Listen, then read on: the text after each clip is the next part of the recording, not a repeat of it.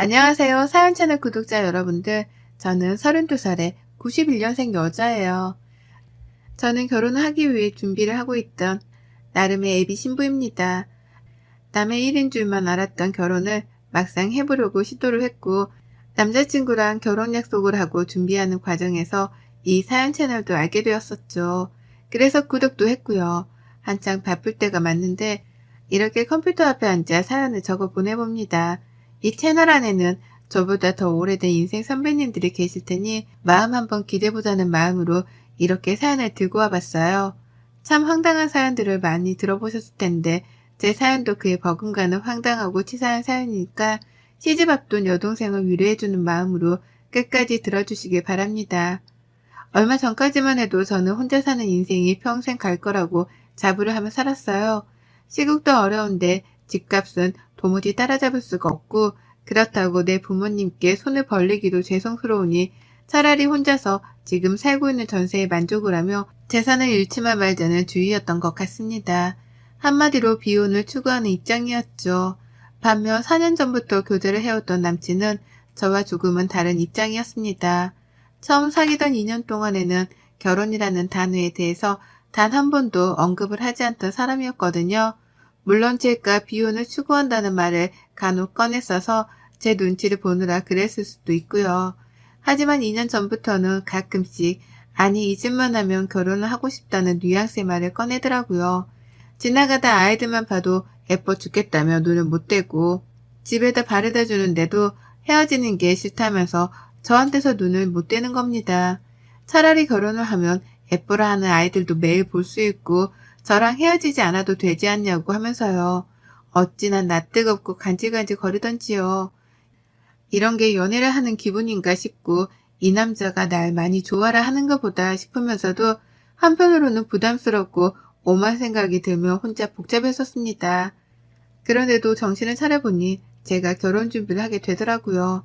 나 좋다고 하는 남자라면 결혼을 해서라도 그 마음의 변화는 없겠거니 했거든요. 프로포즈를 간소히 받았고 그때부터 본격적으로 저와 남친의 결혼 준비가 시작되었습니다. 각자 직장을 다니고 각자 일이 충분히 바쁜 걸 잘 아니까 서로 평일을 터치하진 않았어요. 다만 시간적인 여유를 가지고 주말이 되면 불이 나게라도 결혼 준비를 하려 했죠.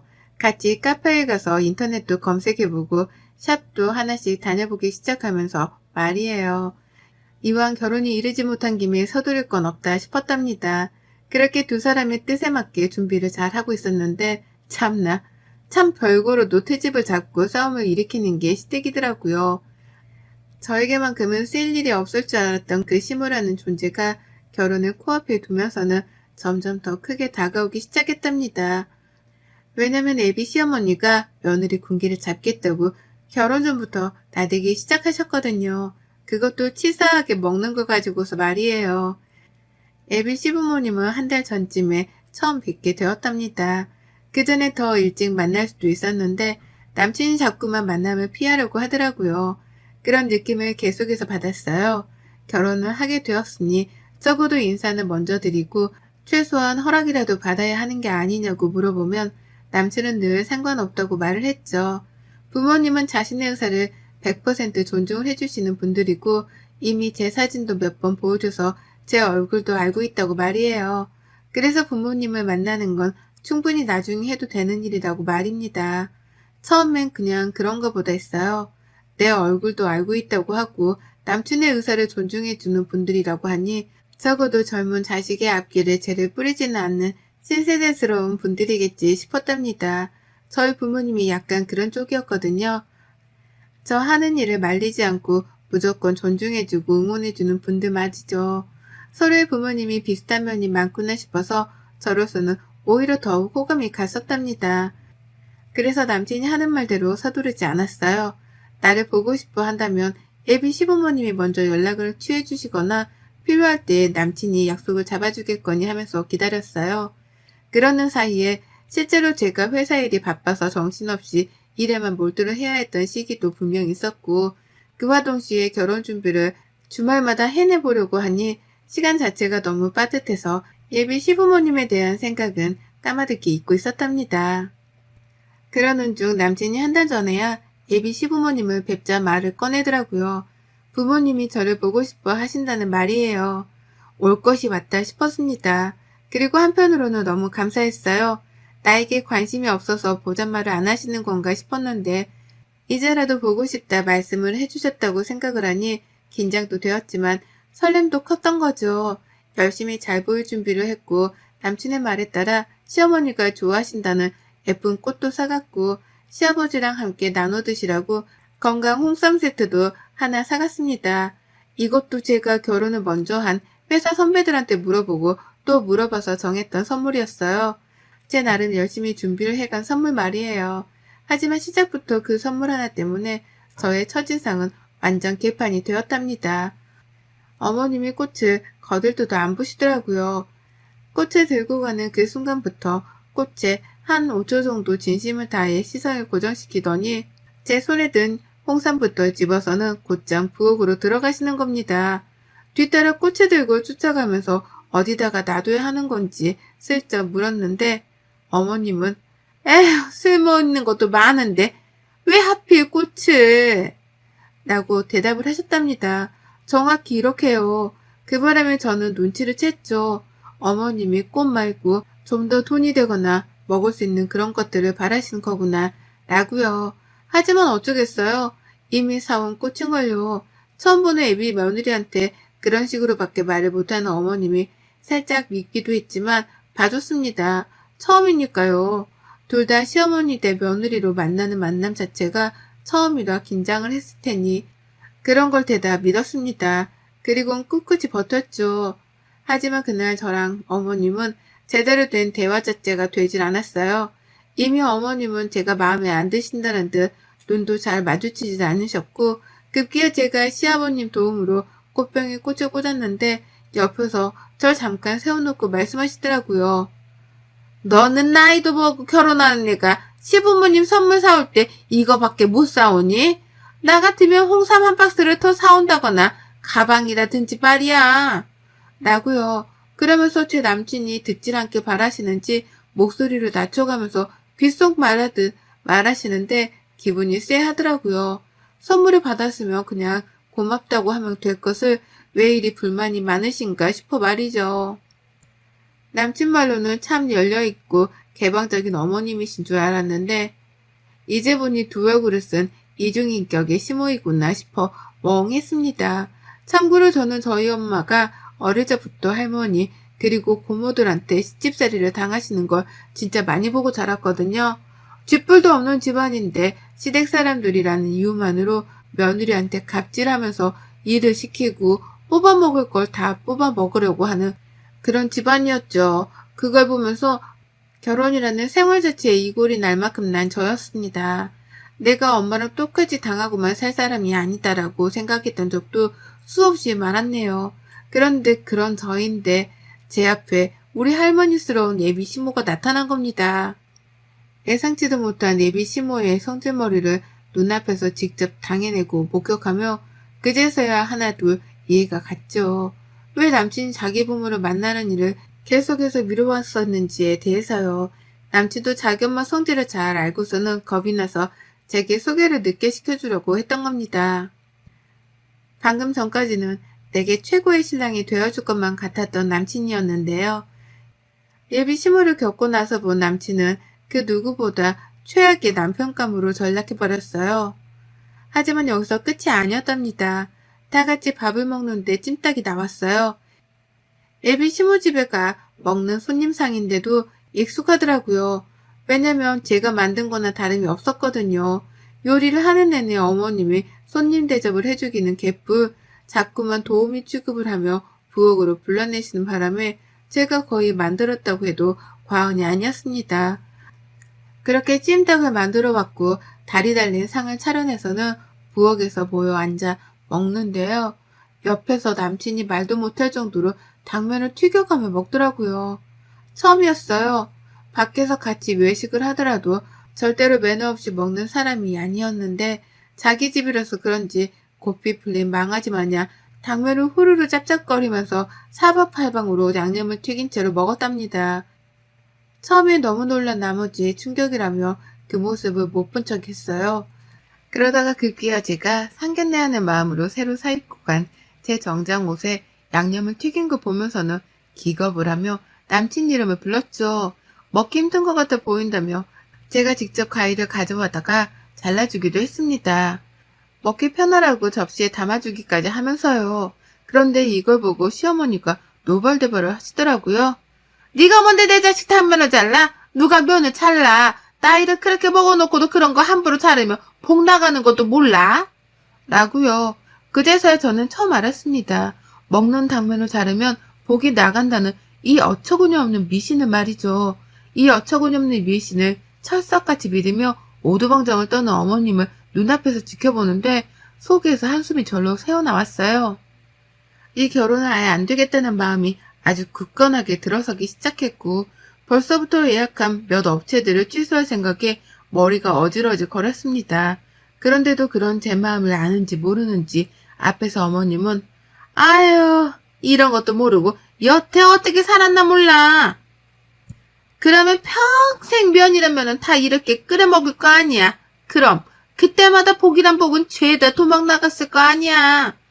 라고 하며 끊임없는 잔소리를 퍼부으셨어요. 아예 잘 배우질 못한 무개념의 애비 며느리 취급까지 하시는데 저는 속으로 애국과 사절을 완성할 만큼 정신을 가다듬기 위해 몸부림을 쳤답니다. 밥을 다 먹고 난 후에도 정신머리가 돌아오질 않았어요. 남친은 그제서야 제 눈치가 하나둘 보이는지 괜찮냐는 말도 여러 번을 물어봤는데요. 그러면 또 어머님은 여기가 사자울이야? 다 큰 애한테 뭘 자꾸 괜찮냐고 물어. 라고 하시면서 성질을 부리시더라고요. 난감해지는 건 사이에 껴있던 저였죠. 그렇게 불편하고 가시방석과도 다름이 없는 집안에서 저는 한마디 대꾸도 하지 못한 채 집을 나왔습니다. 마지막에 가겠다며 인사를 하고 나오는데 어머님이 그러시더라고요. 그래 결혼식 내 보자. 라고요. 보통이면 상견례를 하는 자리에서 저희 부모님이랑 다 같이 보자는 말을 하잖아요. 그런데 어머님은 그 말을 잘라먹고 결혼식 전날까지는 저를 안 보고 싶다는 듯이 투명하게 그러셨답니다. 결혼식 날에서야 보자고요. 그 말을 같이 들은 남친도 그렇고 저도 그렇고 동시에 당황하며 눈이 마주쳤는데 전 남친하고 더는 눈을 오래도록 마주쳐 있지 못했답니다. 이미 만정이 다 떨어져 나간 후였거든요. 내가 이런 집안의 아들이랑 결혼한다고 생각하니 벌써 10년, 20년 후에 제 인생이 선명하게 그려지는 듯 했어요. 시어머니의 시집살이로 같이 싸우던지 삐지던지 아님 절연을 하든지 셋 중 하나일 것이 분명했습니다. 그리고 전 끝내 불편하게 해서 미안하다는 일말의 표정조차 지어주질 않는 어머님을 바로 한 달 후 저희 집에 초대했답니다. 네, 그날 그렇게 애비 시댁에 가서 모진 취급을 당하며 눈칫밥을 얻어먹고 왔는데 이번에는 제가 직접 남친의 부모님을 제 자취방으로 초대한 거예요. 남친은 좋아를 했어요. 그날 집에 간 후 자기한테 마음이 식을까 싶어 걱정했는데 부모님을 초대까지 해주니 결혼을 하는 건 따놓은 당상이다 싶었던 것 같았죠. 평일은 일하느라 바쁘니 시간을 비울 수 없었고 주말에 남친 부모님을 집으로 불렀습니다. 평일에 오겠다고 손님 주제에 시어머니가 고집을 부리시는 걸 겨우겨우 말리고 바꿔서 토요일에 약속을 잡았었네요. 다른 건 하나도 해놓지 않았어요. 소중한 주말인데 내 손모가지를 고생시켜 가면서 굳이 요리를 할 이유는 없었답니다. 그래서 최대한 간단하지만 제가 좋아하는 음식으로 준비를 했어요. 이름하여 비빔국수 말입니다. 야채를 넣고 싶은 걸 넣은 것도 아니었습니다. 그냥 냉장고에 아예 있는 걸 꺼내 넣었죠. 양파, 당근, 사과가 있길래 얇게 썰어 대야에 넣고 야채가 있어야 하나 싶어서 베란다에서 조그맣게 키우고 있는 상추를 따다가 넣었네요. 그리고서는 계란을 삶고 면을 삶았습니다. 요리를 다 하고 나니까 30분이 채 걸리지도 않았어요. 그러는 사이 예비 시부모님은 남친을 따라 집에 들어왔고 어머님은 집안을 아주 그냥 제 집 마냥 샅샅이 뒤져보시더라고요. 베란다에 나가서는 제가 키우는 반려식물들을 보며 이런 건 다 공간 낭비인데 라고 잔소리까지 꺼내 드셨답니다. 봐도 봐도 적응 안 되는 성격을 가진 분이셨어요. 그런 어머님을 나몰라라 하며 저는 끝내 비빔국수 하나를 내어놨고 밥을 먹자는 제 말에 달려온 어머님은 기겁을 하며 저 노려보셨죠. 왜 꼴랑 이거밖에 준비를 안 했냐는 표정이었답니다. 물론 저는 그런 눈초리를 받는 걸 알면서도 신경조차 쓰질 않았네요. 신경 써봤자 제 정신건강에만 좋을 게 없었으니까요. 다 같이 후루룩 국수를 먹는데 어머님은 말씀이 없었어요. 아무리 생각해봐도 애비 며느리가 자신한테 고기 한 조각 들어가 있지 않는 비빔국수만 만들어줬다는 사실을 받아들이기 힘들어하시는 듯 보였습니다. 하지만 옆에서 그 속도 모른 채 맛있다면서 후루룩 먹어대는 아버님과 아들 모습에 속도 터지셨던 것 같아요. 그래서인지 먹다가 한숨을 쉬고 또 먹다가 한숨을 쉬고 반복해가면서 기분이 나빠했던 티를 아주 파악판대를 하셨죠. 그리고 저는 그런 시어머니의 머리 꼭대기 위에 올라가 있었습니다. 한숨을 쉬건 말건 신경도 안 쓰고 제 멋대로 막 국수를 말아먹었어요. 남친이랑은 평소처럼 대화도 나누려 했고요. 그러자 어머님은 그제서야 말씀을 꺼내셨는데요. 제 집에 대해서 물으시더라고요. 기분 나쁘려고 던지는 말인 것 마냥 말에는 가시가 박혀 있었고요. 너는 그래서 이 집이 천사라고? 언제 돈 모아서 집 살래 니들? 평수가 이게 넉넉할런지는 모르겠는데 결혼하면 그냥 딴 데 가서 살지 말고 여기서 쭉 살아라. 네가 살림은 다 가지고 있으니까 우리 아들은 몸만 들어와도 되겠네. 결혼이 뭐 대단한 것도 아닌데 여기서 조용히 시작해. 라고 말씀을 하며 이미 저랑 남친이 결혼을 하는 걸로 결론을 내리셨습니다. 나는 내 집에 남친을 들여서 살 생각이 하나도 없는데 어머님은 전셋집 하나 있는 며느리 덕분에 돈이 굳었다고 생각을 하신 건지 무조건적으로 이 집에서 신혼집을 차리게 할 작정이신 듯 했습니다. 당신 아들은 아무것도 들고 오지 않아도 되겠다는 말을 참 당연하다는 듯 뱉어내시더라고요. 형용할 수 없을 만큼의 화가 저를 가득 채우고 있는데 그러는 그때 어머님의 웃음 광경 하나가 포착이 되었어요. 어머님이 비빔국수를 자신의 이로 끊어서 드시더라고요. 너무 볼썽사납도록 딱딱 말이죠. 불과 한 달 전 처음 마주해서 어렵고 불편했던 애비 며느리한테 면을 잘라 먹으려 한다고 잘 배우지 못했네 어쩌네 하며 그리 혼을 내시던 분이었는데요. 정작 자신도 먹기 불편하다는 이유로 그 면을 직접 잘라서 먹는 겁니다. 복나가게 말이죠. 그러니 제가 그 찰나의 순간을 놓치지 않으려 했죠. 이건 신이 주신 기회다 싶었으니까요. 그 꼴을 보자마자 뒤도 안 돌아보고 부엌으로 냅다 들어가 버렸습니다. 그리고는 한켠에 놓여져 있는 생면을 제 주먹 안에 양껏 쥐고서 나왔어요. 어머님은 국수를 먹다 말고 쟤가 왜 저래? 라는 말까지 하시면서 저를 뒤돌아 쫓아보셨고 그 주변을 따라 남친이랑 아버님까지도 저를 쳐다보시더라고요. 저는 그 모든 사람들의 시선을 한 몸에 받으면서 주먹에 쥔 생면을 시어머니 국수 그릇에다가 집어넣었습니다. 어머님은 어쩔 줄 몰라 하며 당황해 했죠. 나 더는 안 먹을 거야. 이걸 왜 나한테 줘? 라고 하면서 비빔양면이 하나도 비벼지지 않는 흰 생면을 보며 맛대가리 없는 음식이라도 마주한 것 마냥 표정을 일그러뜨리셨어요. 그런 어머니께 저는 바로 잔소리를 퍼부어댔죠. 아니 복 나가는 일이라고 사람을 그렇게 망신을 줘가면서 혼을 낼 때가 엊그제인데 어머님 지금 뭐 하시는 거예요? 왜 그 면을 잘라 먹어요? 복 나가는 거 몰라요? 복 나가게 누가 면을 잘라 먹으래요? 왜 잘라 먹냐고요? 나보고는 잘라 먹지 말라면서요. 라고 말이에요. 이런 제 말에 어머님은 그제서야 제가 한 행동을 이해라도 하신 건지 입을 쫙 벌린 채로 천장을 올려다 봤습니다. 옆에서 남친은 그러네 잘라 먹었네 라면서 누구부터 말려야 하나 쌍방을 바라보며 두리번거렸고 저는 시어머니와의 눈싸움에서 지지 않으려고 일부러 더 씩씩대가며 화를 표현했어요. 어머님은 여전히 충격을 받으셨는지 전만큼이나 잔소리를 퍼붓지 못하셨습니다. 흰 생면을 보고 밥맛이라도 떨어지신 건지 젓가락까지 내려놓고서는 아유 나 안 먹어 라고 하며 새초롬하게 자리에서 일어섰는데요. 그런 어머님께 저는 2번 생각하지도 않고 말씀드렸어요. 안 드실 거면 이제 집이나 가세요. 저랑 무슨 인연이 있으시다고 남의 집에 들어와서 밥도 안 먹을 건데 있으려고 하세요? 라고요. 그 말에 이번에 남친까지 나서서 제가 너무하다며 절 말리를 하더라고요. 어머님도 시어머니 될 사람한테 말을 그따위로 하려 한다며 화를 내기 시작하셨고요. 하지만 이내 제가 뱉어낸 말에 모든 남친의 식구들은 입을 다물어 버렸답니다. 왜냐고요? 제가 그랬거든요. 이 결혼은 이미 한 달 전에 처음 뵈었을 때부터 깨졌다고요. 이런 시어머니를 둔 집안으로는 절대로 가족이 되어 들어갈 생각이 없으니 니들끼리 김칫국 마시지 말고 얼른 남의 집에서 나가 사라지라며 선전포고를 했답니다. 결혼 생각이 일도 없는 나를 앞에 두고 왜 니들끼리 예비 며느리 예비 시어머니 하면서 김칫국을 마시는 거냐고요.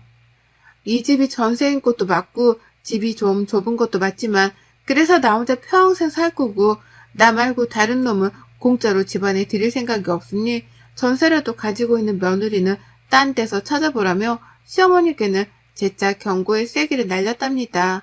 나한테 빌부터 아들놈을 결혼시킬 생각은 꿈에도 꾸지 말라는 뜻에서요. 그러니 어쩌나요? 어머님은 그 상황 자체가 너무 민망스럽고 자존심도 상하신 듯 보였어요. 혼자 막 알 수 없는 방언을 날리면서 아버님께 빨리 나가자고 호들갑을 떠시더니만 핸드백까지 놓고서는 바로 집을 나가버리셨답니다. 제 앞에서 망신당한 게 쪽팔려 정신없이 도망을 치셨던 거죠. 가장 뒤늦게까지 제 집에 남아있던 남친은 저한테까지 재차 묻더라고요. 정말 결혼을 안 하려고 하는 거냐고, 정말 이게 진심이냐고 말이죠. 왜 갑자기 밥을 먹다 이렇게 싸움이 커진 거냐고, 저번에 집에서 엄마한테 혼이 나서 그런 거냐고 말이에요. 이 일을 가지고서 남친은 겨우 예비 시어머니한테 혼이 나서 버린 저의 복수 같은 걸로만 취급을 하려 하더라고요. 심각성을 잘 알지 못하는 듯 보였답니다. 그래서 저는 재차 확답을 해줬어요. 너랑 결혼 안 해. 안 해! 라고 말이에요. 그 말에 남친은 어머님을 대신해서 사과를 하다가 결국 지도 자존심이 상했던지 자기 엄마 핸드백을 챙기고 집을 나가버렸답니다.